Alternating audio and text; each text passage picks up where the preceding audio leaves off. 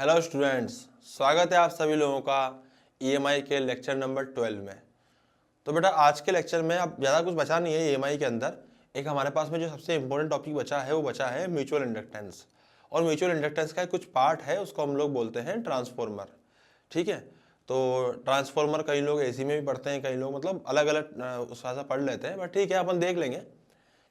But सबसे important चीज़ जो बचती है दैट इज़ म्यूचुअल इंडक्टेंस।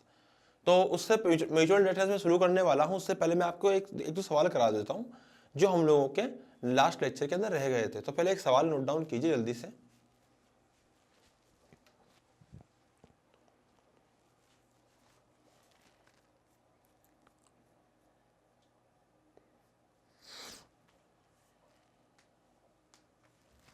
हाँ जी, इसने क्या बोला है? इसने बोला है कि अपने को टाइम बताना है जब करंट जो है वो 3/4 रह गया मैक्सिमम करंट के। तो भाई किसी भी एलआर सर्किट में करंट क्या होता है? I बराबर आई नोट 1 माइनस ई की power are T by L, यही तो होता है भाई, है ना। तो करंट जो है वो 3/3 आई नोट बाय 4 हो चुका है किसके? मैक्सिमम करंट के। तो इस वक्त हमें टाइम बताना है, तो टाइम कितना हो जाएगा? 1 माइनस ई की power minus R T by L. लो भैया आई नोट से आई नोट उड़ा दो भैया, तो क्या बचेगा भैया? 3/4 बराबर 1 माइनस ई की power minus R T by L. वाह, इसको इधर ले जाए, इसको इधर लिया, बहुत मजा आएगा। तो minus R T by L बराबर, इसको इधर लिया भैया, 1 माइनस 3/4। अबे क्या होता है, इसका एलसीएम ले लो भैया, तो कितना आएगा? 1/4। अबे 1 माइनस 3/4 1/4 ही तो होता है। क्या सोच रहा है इसके अंदर? सही है कि नहीं है? हाँ भाई सही तो है। तो ई की वैल्यू आ चुकी है 1/4, ये समझ में आता है हम लोगों को? हाँ भाई। अब हम क्या करेंगे, हमें सॉल्व करना है। तो सॉल्व करने के लिए हम क्या करेंगे, यहाँ पे लिख देंगे ln, है ना, और ई की power minus R T by L. तो बेटा इधर भी ln लगाएंगे अपन, ln कितना लिख देंगे इसको? ln 1/4 कर देंगे, मतलब इसको बेसिकली मैं 2 की पावर -2 कर सकता हूँ। सही बात है। पर 2 की पावर 2 क्या होती है? 4, और 2 की पावर -2 क्या होती है? 1/4। तो मैंने इसको ln 2 की पावर -2 कर दी है। बेटा सोल्व करने पे ln e लिखा हुआ है ना, तो ये नीचे आ जाएगा टर्म, तो क्या आएगा? Minus R T by L ln e equals to, इधर क्या आएगा? इधर आएगा -2 ln 2। ठीक है, माइनस से माइनस खत्म हो जाएंगे, बर्बाद हो जाएंगे, सब बिगड़ जाएगा, कुछ नहीं बचेगा। इधर क्या आएगा? R T divided by L, ln e की वैल्यू 1 होती है, 1।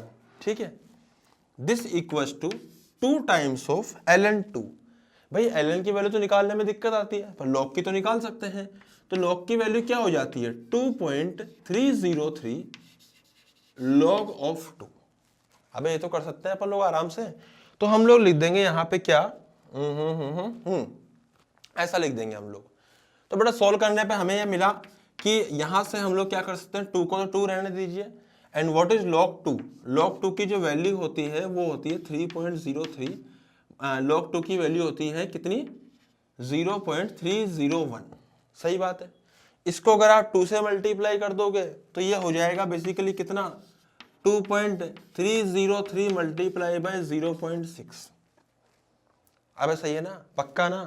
तो बेटा आप इसको आपस में मल्टीप्लाई करो, देखो मैं करके दिखाता हूं तुम्हें। 6 × 3 18, 18 की लिख देंगे अपन 8, फिर आएगा 0 से 0, वो हो जाएगा 18 1। 6 × 3 अगेन 18, उसके बाद ऊपर में चल जाएगा 1। 6 × 2 12 1 13, ऐसे आया। मल्टीप्लाई तो आता है ना यार, और क्या सिखाऊं? मल्टीप्लाई तक सिखा दिया, डॉक्टर बनने वाले हो। 1 2 3 4, 1 2 3 4, तो क्या लिखूंगा मैं यहाँ पे? 1.381। This is R T by L. तो बेटा टी यहाँ से हो जाएगा 1.3818 multiply by L divided by R. This is the time. Getting my point? This is the time जो हमें यहाँ पे निकालना था। फर्स्ट पार्ट के अंदर हम लोगों ने टाइम निकालना था, टाइम निकाल लिया है। Getting my point? पक्का? अबे आ रहा है ना? तो बेटा इसके पूरा है, इसको आप चाहे तो नोट डाउन कर सकते हो, और सेकंड पार्ट फिर हम करेंगे। जल्दी से पहले इसको नोट डाउन कीजिए जल्दी से।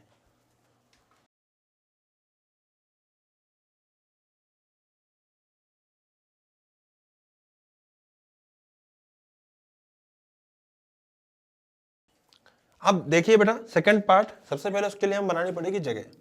जगह बनाते हैं, बहुत बढ़िया सर, शानदार सर, है ना। सेकंड पार्ट ने क्या बोला है कि जो एनर्जी है, मैं बोल देख लेता हूं यहाँ पे, energy in coil is 1/4 of maximum energy. हाँ भाई, सबसे पहले बात करनी है कि मैक्सिमम एनर्जी होती कितनी है। सर मैक्सिमम एनर्जी होती है हाफ इंटू एल इंटू आई नोट का स्क्वायर। हमारे पास में कितनी एनर्जी थी साहब, हमारे पास में जो एनर्जी थी वो थी हाफ इंटू एल इंटू आई स्क्वायर। भाई करंट इतना मिला उसको, ये किसके बराबर है, ये मैक्सिमम एनर्जी के 1/4 के बराबर है। मतलब जो मैक्सिमम एनर्जी है हाफ एल आई नोट का स्क्वायर, उसका 1/4 कर दीजिए तो इसके बराबर ये एनर्जी आएगी। गेटिंग माय पॉइंट बेटा, हाफ एल से हाफ एल उड़ा दीजिए तो जो बचेगा ना वो बचेगा आई बराबर आई नोट बाय 2। अबे आ रहा है ना, पक्का ना। तो भैया एनर्जी से भी आपको रिश्ता तो करंट और आई नोट के बीच में ही निकालना है। I naught is the maximum current. अब इससे क्या फायदा होगा सर, होगा, ध्यान से देख भाई, किसी भी टाइम टी पे करंट क्या होता है, आई बराबर आई नोट 1 माइनस ई की power are T by L, यही तो होता है यार।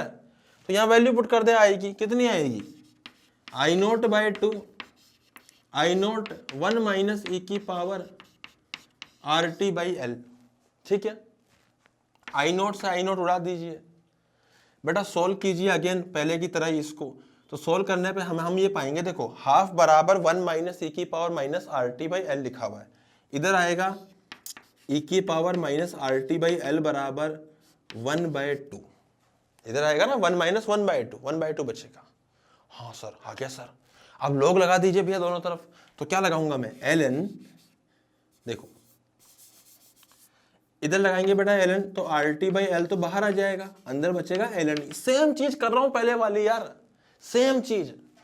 इधर क्या आएगा, एल एन 1/2 क्या होता है, 2 की पावर -1 बाहर ले ले, फिर से वही माइनस से माइनस कट जाएंगे, मर जाएंगे, कुछ ना बचेगा इनका, बचेगा एल एन 2।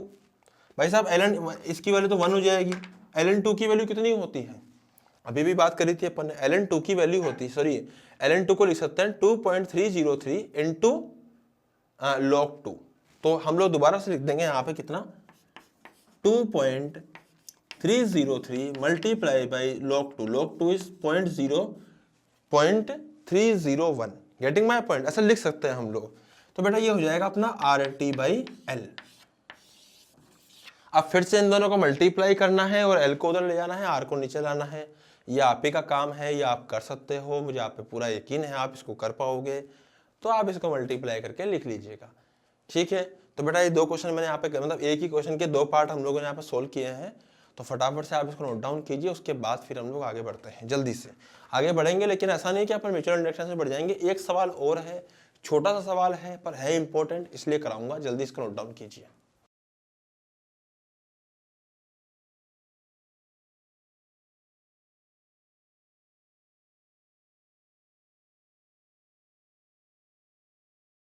हाँ भाई, अब देखिए सवाल बड़ा प्यारा है। देखिए जैसे मान लीजिए मैं आपको एक सिंपल सवाल दूं कि भैया हमारे पास में 2 बल्ब है।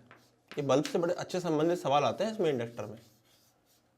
2 बल्ब है, एक और बल्ब ऊपर था, एक बल्ब नीचे था। यहाँ रजिस्टर है, यह L1, यह R1, यह बल्ब 1, यह बल्ब 2। बेटा बैटरी से कनेक्ट कर दिया दोनों को पैरेलल में। पूछा गया है कि पहले कौन जलेगा, मतलब पहले कौन सा वाला बल्ब जो है वो अच्छा से ब्राइट हो जाएगा जल्दी से। तो ये पूछा गया आपसे कि पहले कौन सा बल्ब जलेगा, जल्दी से बताइए।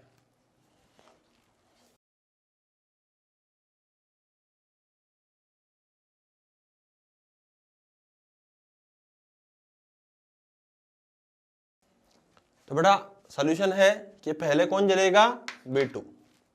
सर कैसे पता आपको, अबे करंट तो जाने नहीं देगा L1 अपने अंदर। L1 बोल देगा भैया मैं तो करंट को अपोज करता हूं, मेरे अंदर करंट नहीं जाएगा, धीरे धीरे जाएगा, एकदम से करंट तो ना जाएगा। शुरू में तो 0 करंट आएगा, जब शुरू में 0 करंट आएगा सारा करंट यहां से पास करेगा। अरे आ रही ना बात समझ में। तो इसका मतलब पहले वाला तो ब्राइट हो चुका होगा, B2 मतलब। तो पहले कौन जलेगा, B2। सिंपल सवाल था, एग्जाम में आया था इसलिए मैंने दे दिया यहाँ पे। सवाल बहुत इजी था, उसका ऑप्शन दे दिया जाए कि पहले कौन जलेगा, B1 B2 दोनों एक साथ या जलेंगे नहीं, कोई भी ऑप्शन वो दे सकते हैं वो लोग, तो पहले कौन जलेगा, B2। Getting my point. तो बेटा इसको नोट डाउन कर लीजिए। फिर हम लोग अब आगे देखते हैं म्यूचुअल इंडक्टेंस पर। तो इसके बाद हेडिंग डालिए म्यूचुअल इंडक्टेंस जल्दी से।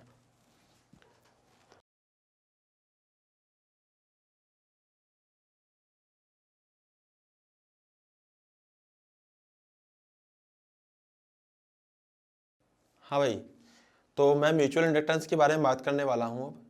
तो म्यूचुअल इंडक्टेंस क्या होती है, देखो सबसे पहले तो आपको जो भी ये कंटेंट दिखाई दे रहा है इसको सबसे पहले तो आप लोग देखिए, नोट डाउन मत कीजिए, सिर्फ देखिए। मैं आपको कुछ कुछ बात समझाता हूँ इसके अंदर, उसके बाद फिर आपको नोट डाउन करने का टाइम दूंगा। तो बेटा कंटेंट को देखते रहिए, एक एक पॉइंट को मैं आपके सामने एक एक पॉइंट ले रहा हूँ। एक्चुअली बात क्या है कि जैसे एक कोयल होता है, कोई भी प्राइमरी कोयल होता है। अब प्राइमरी कोयल के अंदर, है ना, प्राइमरी कोयल आपको दिखाई दे रहा है। तो बेटा प्राइमरी कोयल में अगर कुछ भी चेंज आएगा करंट के अंदर, अब प्राइमरी कोयल में करंट दौड़ रहा है, करंट दौड़ रहा है तो फ्लक्स भी आएगा, और अगर फ्लक्स भी आएगा तो करंट चेंज करेगा प्राइमरी का, तो ऑब्वियस बात है कि उसका फ्लक्स भी चेंज करेगा। अगर उसका फ्लक्स चेंज करेगा तो अब देखिए सेकेंडरी कोयल वहां लगा हुआ है, और प्राइमरी कोयल से निकलने वाली फील्ड लाइंस जो है वो सेकेंडरी कोयल से भी पास कर रही है। तो सेकेंडरी कोयल से फ्लक्स पास हो रहा है, जो कि बदल रहा है प्राइमरी कोयल के करंट के बदलने के कारण। मतलब प्राइमरी कोयल के अंदर अगर करंट चेंज कर रहा है तो सेकेंडरी के अंदर भी वो फ्लक्स बदल रहा है, और अगर फ्लक्स बदल रहा है तो हम ऐसा कह सकते हैं कि वहां पे ऑब्वियस बात है ईएमएफ इंड्यूस होगी। तो ये जो आपस में एक दूसरे के कारण है ना, एक के में चेंज के कारण दूसरे के अंदर जो फ्लक्स इंड्यूस हो रहा है, मतलब फ्लक्स चेंज करने के होने के कारण जो ईएमएफ इंड्यूस हो रहा है या करंट इंड्यूस हो रहा है, इसी प्रॉपर्टी को बोलते हैं म्यूचुअल इंडक्शन। आई मेरी बात समझ में? और किस यहाँ पे मैं समझाता हूँ आपको, म्यूचुअल इंडक्शन बोलते हैं। आगे हम लोगों को एक और चीज बोली गई है कि जो सेकेंडरी कोयल के अंदर फ्लक्स है, flux in secondary coil is directly proportional to current in primary coil. अब आप देखिए यहाँ पे, पहले एक काम कीजिए बेटा, आप इसको नोट डाउन कर लीजिए जो भी लिखा हुआ है, उसके बाद फिर मैं आपको आगे बताता हूँ।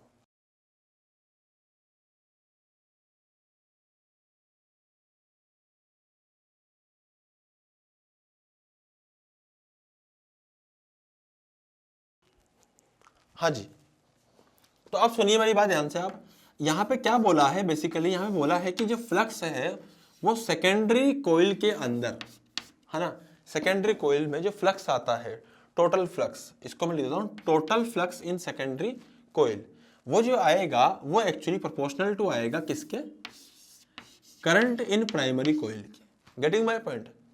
तो बेटा यहाँ पे मैं ऐसा लिख सकता हूँ कि flux in total flux in secondary coil is equal to M into IP, where M is the mutual inductance। इसी को बोलते हैं अपन लोग क्या, म्यूचुअल इंडक्टेंस, या इसका एक और नाम होता है और कोफिशिएंट ऑफ म्यूचुअल इंडक्शन। इसी को कोफिशिएंट ऑफ म्यूचुअल इंडक्शन भी बोला जाता है। Getting my point? तो flux in secondary coil is equal to M into IP। M is the mutual inductance, IP is the current in primary coil. ठीक है, तो ये इस प्रकार से हम इसको लिखते हैं, वही हेनरी में इसको मेजर करते हैं। इसका जो SI यूनिट होती है वो भी क्या होती है बेटा, वो भी हेनरी ही होती है। इसकी भी जैसे अपनी सेल्फ इंडक्शन की थी वैसे इसकी हेनरी होती है। फटाफट नोट डाउन कर लीजिए, उसके बाद बेटा हम लोग आगे बढ़ते हैं।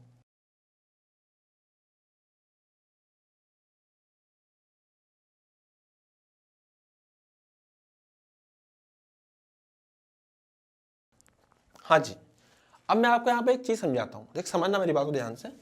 एक्चुअली क्या होता है कि जैसे हम लोगों को यहाँ बोला गया कि सर म्यूचुअल इंडक्टेंस हो तो उसकी वैल्यू क्या होगी, तो मैं बोल सकता हूँ कि flux in secondary coil divided by current in primary कोयल।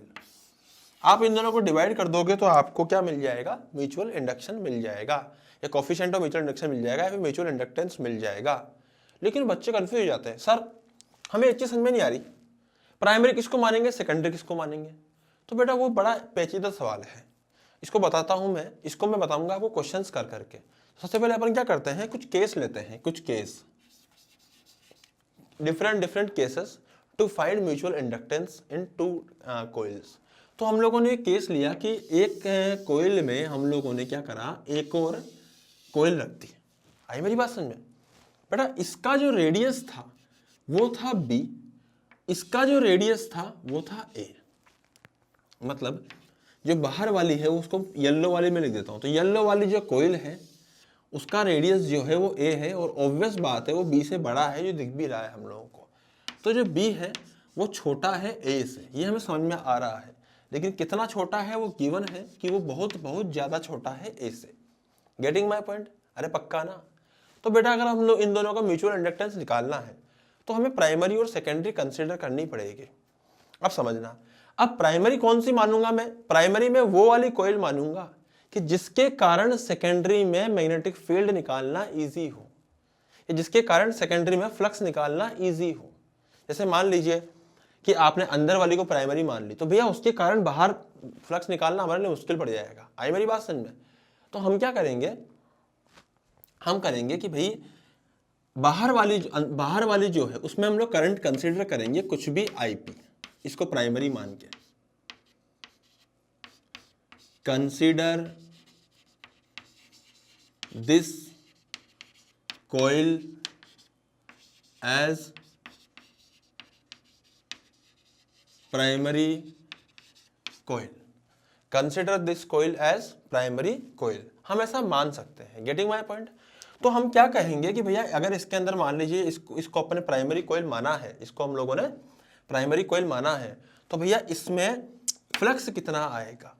तो यहाँ पे एक बहुत अच्छी बात क्या बोली है कि भैया जो बाहर वाली रिंग है वो इतनी बड़ी है अंदर वाली से कि अंदर वाली इसके सामने बिल्कुल पॉइंट जैसी दिखाई देगी। तो भैया बाहर वाली के लिए बीच मतलब एकदम सेंटर पर मैग्नेटिक फील्ड क्या होगी? हाँ निकाल सकता हूं सर। तो magnetic field at centre due to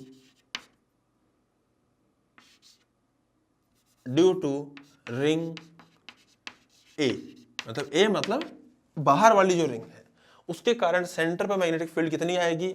वो आएगी mu not I divided by 2a। अब सही है ना? अब हमें मान लीजिए ऐसा गिवन है कि यहां पर जो फ्लक्स था, सॉरी फ्लक्स नहीं, नंबर ऑफ टर्न्स थे, वो दे रखे थे n is the number of turns. इस कॉइल में n नंबर ऑफ टर्न्स दे रखे थे, तो बेटा एक की वजह से इतनी आई, तो टोटल कितनी आएगी? नंबर ऑफ टर्न्स की वजह से n कर देंगे अपन इसको। ठीक है, अबे आ रहा है ना समझ में? पक्का ना? अब सोचो n1 मान लीजिए इसको n1। अब सोचो कि हमें इसके अंदर भी टर्न नंबर ऑफ टर्न्स दे रखे हैं, तो मैं लिख दूंगा n2। ये क्या हो जाएंगे? Number of turns in B, मतलब रिंग B के अंदर कितने टर्न्स हैं वो n2 दे रखे हैं। तो अब बात करी है कि भैया फ्लक्स कितना हो जाएगा सेकेंडरी कोइल में? तो भाई साहब फ्लक्स होता है मैग्नेटिक फील्ड इनटू एरिया। अब मैग्नेटिक फील्ड कितनी है साहब? मैग्नेटिक फील्ड है mu not IN upon n1 divided by 2a। हाँ भाई, तो मैग्नेटिक फील्ड हो गई। एरिया क्या हो जाएगा साहब? एरिया हो जाएगा पाई b स्क्वायर। अब सही है ना? अगर एक कोइल होती सेकेंडरी की तो इतना फ्लक्स आता, लेकिन सेकेंडरी में खुद n2 नंबर ऑफ टर्न्स है, n2 नंबर ऑफ कोइल्स है, जो करंट आएगा, सॉरी फ्लक्स आएगा, वो आएगा multiply by n2। Getting my point? But इसको पूरे को, ये करंट किसके अंदर है? प्राइमरी कोइल में है करंट। तो हम लोग क्या लिख देंगे? SC बराबर फाई SC बराबर mu naught n1 n2 pi b square divided by 2a n2 I in primary coil. Getting my point? तो इसमें प्राइमरी कोइल में ये करंट आ जाएगा और ये फ्लक्स आएगा सेकेंडरी कोइल के अंदर। Getting my point? तो फ्लक्स हमने निकाल लिया है बेसिकली। अब हम जानते हैं कि भैया फ्लक्स से जो flux equals to mutual inductance into current in the primary coil. तो बेटा जो आया है, ये जो आइटम आया है, this is our mutual inductance. अगर आप कंपेयर करोगे तो यही म्यूचुअल इंडक्टेंस है इन दो कोइल्स का। इसकी वैल्यू किसके बराबर है? Mu naught n1 n2 pi b square divided bye 2 into a, where a is the radius of बड़ा ring, b is the radius of छोटा रिंग। अब सही है ना? तो बेटा ये म्यूचुअल इंडक्टेंस आया है यहाँ पे, आप इसको पहले तो नोट डाउन कीजिए, फिर उसके बाद हम लोग नेक्स्ट केस देखेंगे। जल्दी से नोट डाउन कर लीजिए, मैंने कुछ भी नहीं करा, बता देता हूँ मैं आपको। बाहर वाले के कारण मैंने मैग्नेटिक फील्ड निकाली, वो म्यू नॉट एन आई आई, ठीक है, sorry mu not I upon 2a आई, उसी को मैंने मल्टीप्लाई कर दिया किससे, नंबर ऑफ टर्न्स है तो n1 कर दिया। अंदर वाली में कितना हो जाएगा, magnetic field into area, flux हो जाएगा, और फ्लक्स को मैं n2 से मल्टी कर दूंगा, क्योंकि एक कोयल का फ्लक्स आया है, तो n2 total number of coil से मल्टीप्लाई करने पे टोटल फ्लक्स आ गया। टोटल फ्लक्स को मैंने कंपेयर करा, आईपी को अलग निकाल लिया, जो बचा हुआ आइटम है दैट इज म्यूचुअल इंडक्टेंस। तो इसको आप नोट डाउन कर सकते हो, और ये this is the mutual inductance for these two cases. जल्दी से नोट डाउन कीजिए बेटा, फिर हम लोग आगे बढ़ेंगे जल्दी से।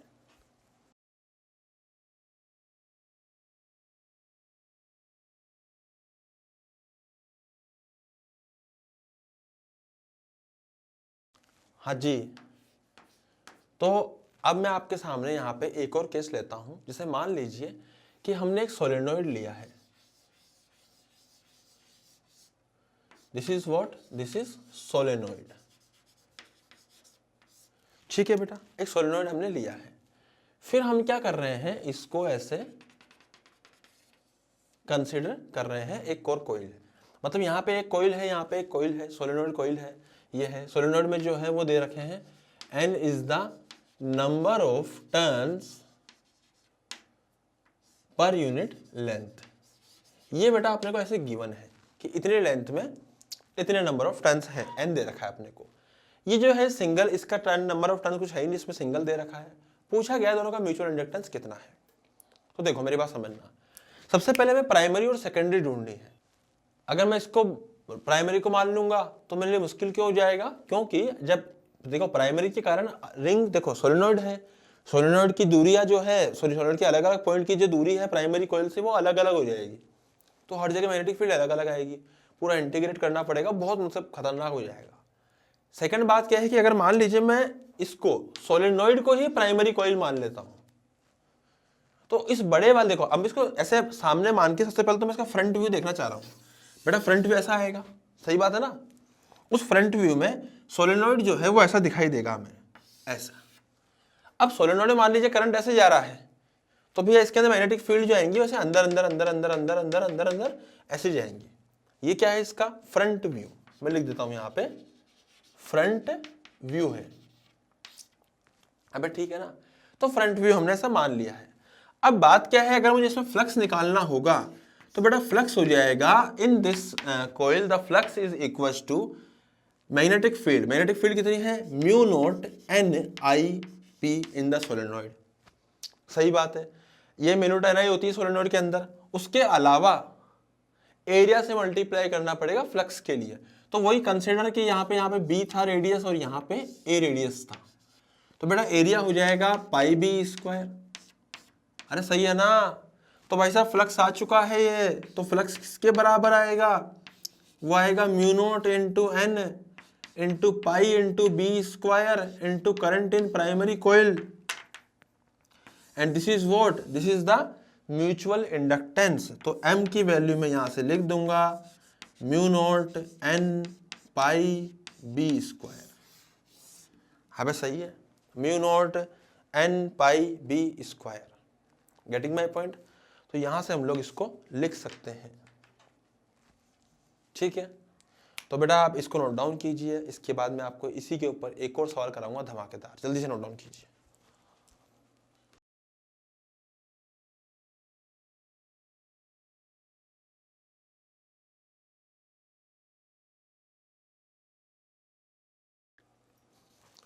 हाँ भाई, तो मैं एक और केस लेता हूं इसी के अंदर, जरा ध्यान से देखिएगा केस को। जैसे मान लीजिए मैं आपको एक सिंपल सी समझाऊं कि भैया म्यूचुअल इंडक्टेंस निकालना है हम लोगों को, म्यूचुअल इंडक्टेंस निकालना है ना, इन टू कोएक्सियल सोलेनोइड्स। ओबे सर ये कैसे हो पाएगा। हाँ, जैसे मान लीजिए बेटा कि एक सोलेनोइड दे रखा है हम लोगों को ऐसे ऐसे, देखो ध्यान से जरा देखना, ऐसे ऐसे ऐसे ऐसे सोलेनोइड दे रखा है भैया। अब ये क्या है ना, जो सोलेनोइड है ये ऐसे सोलेनोइड है, ऐसे ऐसे। हमने क्या करा, इसी के अंदर एक और सोलेनोइड लगा दिया जस्ट बगल में, ऐसे ऐसे। देखो देखो देखो देखो, एक पिंक सोलेनोइड है, एक व्हाइट सोलेनोइड है, एक पिंक है एक व्हाइट है, जरा ध्यान से देखिए। ओहो, ठीक है, ऐसे हम लोगों ने दो सोलेनोइड यहाँ पे ले लिए। अब जो व्हाइट वाला है इसमें क्या दे रखा है अपने को, N2 दे रखा है, ठीक है। जो अपना रेड वाला है इसमें दे रखा है स्मॉल N1 दे रखा है। What is N1? N1 is the number of turns per unit length in pink solenoid. N2 is the number of turns per unit length in white solenoid, जो जनरली होता है। बट लेंथ दोनों की दे रखी है L, ठीक है, दोनों की लेंथ दे रखी है L दे रखी है। दोनों में अब हमें पूछा गया है कि बताइए भैया कि दोनों जो एरिया है वो A दे रखा है, पूरा क्रॉस सेक्शन एरिया। पूछा गया है कि बताइए इसमें कितना म्यूचुअल इंडक्टेंस दोनों का होगा। तो हमने दिमाग लगाया, हमने सोचा कि यार क्या करा जाए क्या करा जाए क्या करा जाए। ऐसा कोई खतरनाक को लग नहीं रहा था। देखो किसी को भी वो मान लो, किसी को भी क्या मान लो, सेकेंडरी मान लो। अब तुमने पिंक को सेकेंडरी मान लिया तो flux in total flux in secondary coil, मतलब pink is the secondary coil, is equal to क्या आएगा, वो आएगा भैया, है ना, mutual inductance into current in the primary coil, यानी primary coil is the white coil, ठीक है। उसको व्हाइट को हम लोगों ने क्या मान लिया, प्राइमरी मान लिया है, ठीक है। बहुत सिंपल सी बात है। अब भैया हम लोगों को क्या करना है, पिंक वाले में फ्लक्स निकालना है ड्यू टू व्हाइट वाला। अब व्हाइट वाले मान लीजिए करंट आई दौड़ रहा है, तो पिंक वाले में फ्लक्स कितना आएगा, फ्लक्स आएगा देखो बेटा, सबसे पहले तो मैं मल्टीप्लाई करूंगा यहाँ पे कैपिटल N2 से। N2 is the number of turns in pink coil, getting my point. N2 is the number of turns in pink coil, ठीक है। उसके बाद मल्टीप्लाई करेंगे मैग्नेटिक फील्ड से। मैग्नेटिक फील्ड कितनी हो जाएगी, मैग्नेटिक फील्ड होगी व्हाइट वाली की वजह से, तो आएगी mu naught N1 into current in the primary coil, getting my point. But magnetic field आ चुकी है, इनटू एरिया, एरिया दोनों का कॉमन है। N2 से क्यों मल्टीप्लाई करा, N2 is the number of turns in the primary, in the secondary coil, sorry, ठीक है। तो यहाँ पे हम लोग ऐसे लिख सकते हैं इसको, गेटिंग माय पॉइंट।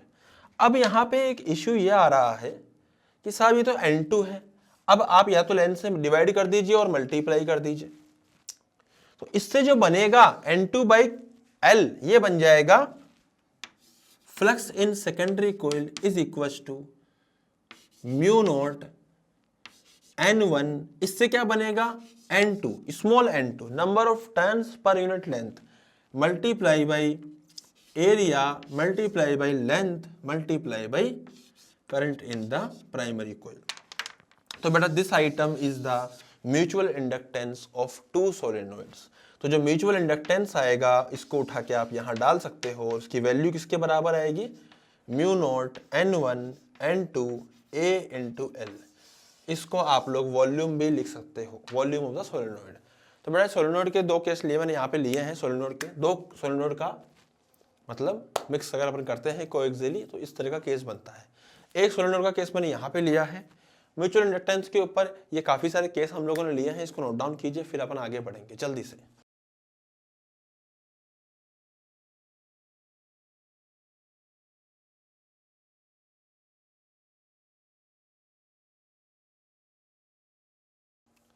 हाँ भाई, तो क्वेश्चन नोट डाउन कीजिए फटाफट से।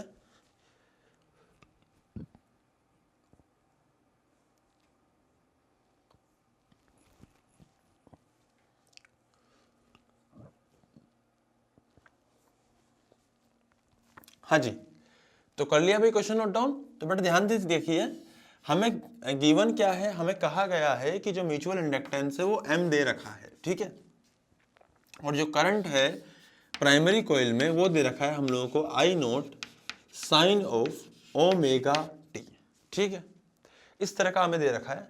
उसके बाद हमसे पूछा गया बताइए सेकेंडरी के अंदर मैक्सिमम पोटेंशियल कितना जनरेट होगा या मैक्सिमम EMF कितना इंड्यूस होगा। तो व्हाट आई कैन से कि M di by dt, this is what, this is the EMF induced in secondary coil, तो M D I by D T, जो I है वो प्राइमरी कोइल का है और यहाँ माइनस लग जाएगा जो कि लेंस लॉ को रिप्रेजेंट करता है, या फिर हम लोग जानते हैं कि ये फैराडेज लॉ का ही पार्ट है देखा जाए तो। और माइनस लगाने का मतलब क्या है, याद है मैंने बताया था कि उल्टा काम करता है भैया। तो यहाँ पे क्या लगाओ, ES बराबर क्या हो जाएगा, अब देखो हमें तो सिर्फ मैग्नीट्यूड से मतलब है, तो मैग्नीट्यूड के लिए मैं लिख दूंगा यहाँ पे M D I by D T, तो इसका डिफ्रेंशिएट कर दीजिए, इसका कितना आएगा आई नोट ओमेगा, है ना, आई नोट तो एज इट इज रहेगा, साइन ओमेगा टी का डिफ्रेंशिएशन हो जाएगा ओमेगा साइन का हो जाएगा कोस ओमेगा टी। अबे ठीक है, साइन का कितना हो जाएगा कोस ओमेगा टी, और ओमेगा टी का ओमेगा बाहर आ जाएगा, चेन रूल से। तो बेटा ये जो क्वांटिटी है ना, अब एक्चुअली क्या है ना, ये जो पूरा ये है ES, इसकी मैक्सिमम वैल्यू कब आएगी भाई, इसकी मैक्सिमम वैल्यू तब आती है जब कोस ओमेगा टी की वैल्यू 1 हो जाएगी। Cos omega T equal to 1 is the maximum value of cos, ठीक है। तो कोस की वैल्यू जो है मैक्सिमम है वो 1 है, तो भैया इसकी वैल्यू मैक्सिमम कब आएगी, जब कोस की वैल्यू 1 हो जाएगी, और जब कोस की वैल्यू 1 हो जाएगी तो जो ES की मैक्सिमम वैल्यू है वो हो जाएगी कितनी, M I naught omega. Getting my point, मैंने क्या करा यहाँ पे कोस की वैल्यू 1 पुट कर दी है। तो ये बात है बेटा, इसको आपको समझना है, कुछ भी नहीं है, सवाल बहुत ही लल्लू था, मतलब इससे ज्यादा लल्लू और क्या हो सकता है, बिल्कुल ही लल्लू सवाल था। तो इसको आप नोट डाउन कर लीजिए, उसके बाद फिर हम लोग आगे देखते हैं, जल्दी से नोट डाउन कर लीजिए।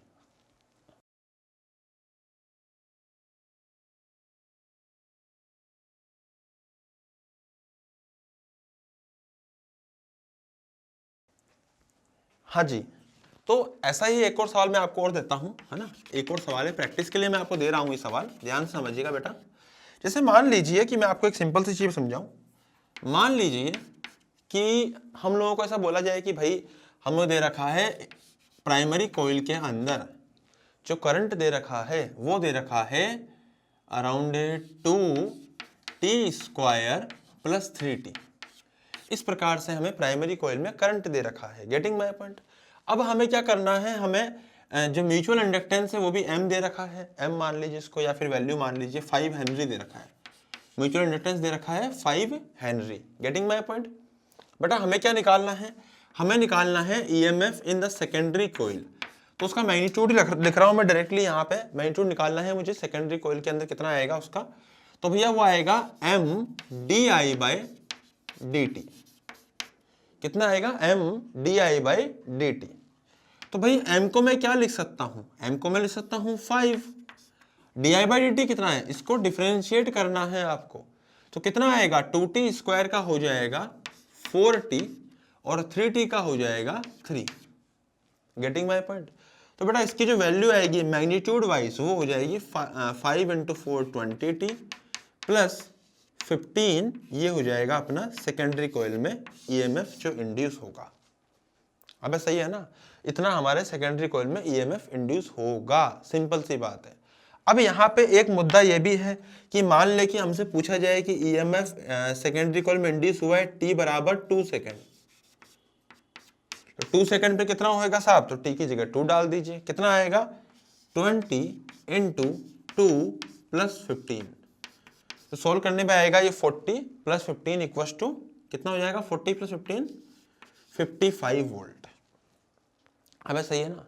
सिमिलरली अगर मैं सेकेंडरी में बात करूं t बराबर मान लीजिए 4 सेकंड पे हम बात करना चाहते हैं, तो 4 सेकंड पे कितना आएगा, 4 डाल दीजिए, 20 × 4 कितना हो जाएगा 80, 20 × 4 80 + 15, तो कितना हो जाएगा 80 + 15 95 वोल्ट।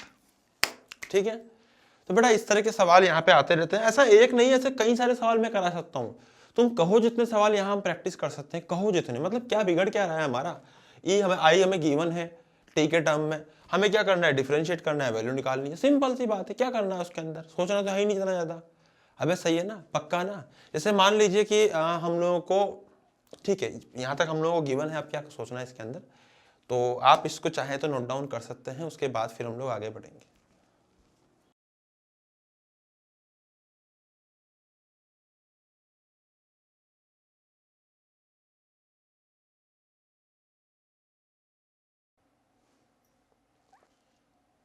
हाँ जी, तो बेटा एक टॉपिक और है, मैं आपको बहुत सिंपल सा टॉपिक यहाँ पे लेता हूँ, mutual inductance.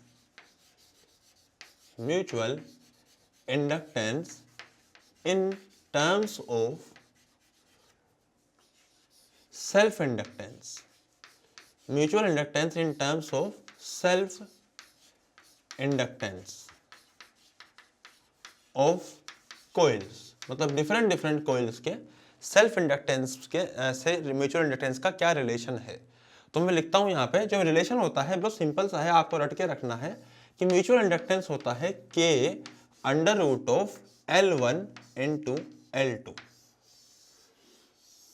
K under root of L1 into L2। आई मेरी बात समझ में? इस K को हम लोग बोलते हैं कपलिंग कोफिशिएंट। जो K होता है इसका नाम होता है coupling coefficient. Coupling coefficient, getting my point? तो बेटा ये हो गया यहाँ पे के एम बराबर के under root of L1 into L2। हम ऐसा लिख सकते हैं, दो अलग अलग सेल्फ इंडक्टेंस अगर गिवन है तो उसके टर्म्स में भी इसको लिखा जा सकता है। तो पहले आप इसको नोट डाउन कर लीजिए, उसके बाद फटाफट से अपन आगे बढ़ते हैं।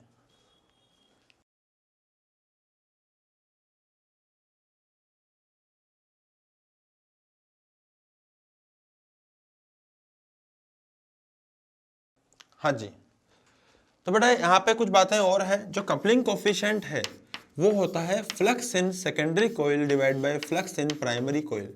अब ये सब बातें मैं आपको इसलिए बता रहा हूँ क्योंकि इसके ऊपर डायरेक्टली सवाल आ जाते हैं, बहुत सिंपल सिंपल सवाल आते हैं पर आ जाते हैं, ठीक है। अब यहाँ से हम लोग एक दो चीज़ें और देख सकते हैं इसी के बारे में। देखो एक बात ध्यान रखना हमेशा, जो फ्लक्स इन सेकेंडरी कोइल है वो ऑब्वियस बात है कि कम होता है फ्लक्स इन प्राइमरी कोइल से, है ना। तो हम यहाँ पे कह सकते हैं कि जो कपलिंग कोफिशिएंट, या बराबर भी हो सकता है, जो कपलिंग कोफिशिएंट है is greater than equal to 0 and less than equal to 1। यहाँ पे इसकी वैल्यू निकल के आती है। अब सर ये कैसे होगा, इसके भी तीन अलग अलग तरीके हैं, मैं आपको समझाता हूँ, ध्यान से देखिएगा आप लोग।